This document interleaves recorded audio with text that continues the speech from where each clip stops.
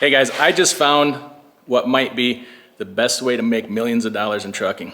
I want to show this to you. Let me open this door here, shed some light on the situation because I don't want you to miss any of this, okay? Follow along.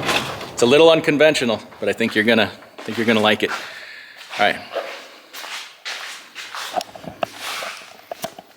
See behind me here, these stacks of tires. We got some used steer tires. Now, just follow along for a second. We got some recaps here. I got a bunch of set of recaps. Got some used trailer tires over here.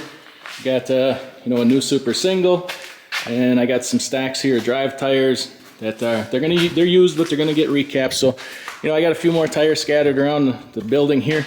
We're probably looking at $8,000–$10,000 worth of tires I got stashed away here. Now check this out. That's not all, right? I got these 3 barrels of oil here, 150 barrels. I paid, $860 a piece. Got this barrel of Rotella right here, paid about $1,000 for. So we got, $3,500 worth of motor oil sitting there. I'm roughly into it for $3,500. So all in all here, what am I looking at? $13,000 worth of parts. Now, here's where it's cool, right? I figure over the next couple of years, these tires, they're gonna be worth like 2.3 million, 2.5 million. The way the way things are going, inflation and whatnot. Over here, these barrels of oil, we may be looking at upwards of $300,000–$400,000 if motor oil is still legal, in the next 4 or 5 years.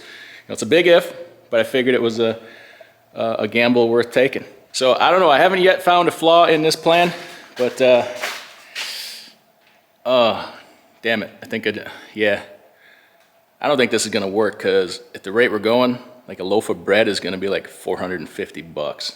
Anyway, you'll still have a whole big pile of money, and can't go wrong. I figure it's a surefire win, right?